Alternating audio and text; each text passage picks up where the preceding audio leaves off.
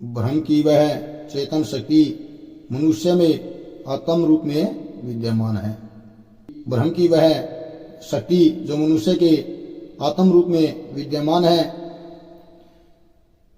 वेद बताते हैं जिससे शरीर की समस्त क्रियाओं का संचालन होता है। इस आत्म तत्व का स्थान शरीर के मध्य भाग में है तथा हृदयाकाश में है। शरीर में स्थित इस चेतन तत्व को ही पुरुष कहा जाता है।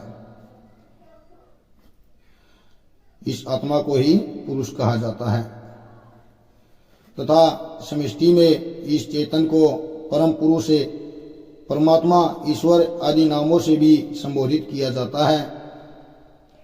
यह आत्मा रूपी पुरुष तत्व ही भूत व भविष्य का शासन करने वाला है। आत्मा को ही पुरुष बताया जाता है। आत्मा पुरुष ही, यह पुरुष तत्व ही भूत व भविष्य का शासन करने वाला है। मनुष्य समय कुछ भी नहीं कर सकता, सभी उसी की प्रेरणा से वह योजना अनुसार होता है। उस आत्म तत्व की प्रेरणा व योजना अनुसार ही सब कुछ होता है।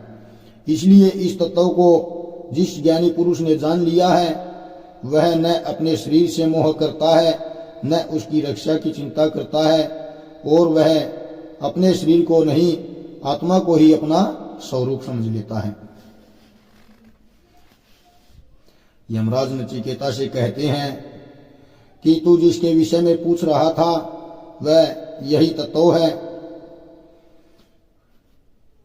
इसमें उस पुरुष को अंगुष्ठ मात्र परिमाण वाला बताया जाता है। जो मनुष्य के हृदय में स्थित आत्मा होती है, वह सिर्फ अंगुष्ठ मात्र परिमाण वाली ही होती है। किंतु यह आत्मा अंगुष्ठ परिमाण वाली नहीं, बल्कि यह हृदयाकाश अंगुष्ठ मात्र परिमाण वाली होती है, जिसमें यह आत्म तत्व छिपा रहता है, जो हृदय के ही सापेक्ष है, जिसके भीतर वह स्थित है। यह अंगुष्ठ मात्र पुरुष जीव आत्मा के लिए कहा गया है। यही अंगुष्ठ मात्र पुरुष सभी मनुष्यों के शरीर में स्थित है। यह एक ऐसा तेज पुंज है जिसकी ज्योति निरंतर जल रही है। यह पूर्व में भी जल रही थी और आगे भी जलती रहेगी। यह कभी बुझती नहीं तथा धूम रहित है। यही सनातन है। यह संपूर्ण सृष्टि पर शासन कर रही है, क्योंकि यह चेतन शक्ति है। यह आत्मा परमात्मा की ही शक्ति है। जड़ कभी चेतन पर शासन नहीं कर सकता।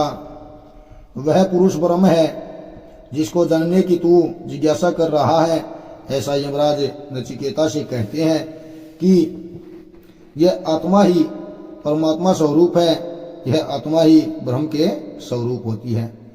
जो अध्यात्म में नचिकेता ने यमराज से सवाल पूछा था, आध्यात्म ज्ञान के विषय में जानना चाहा था। जय सिया राम।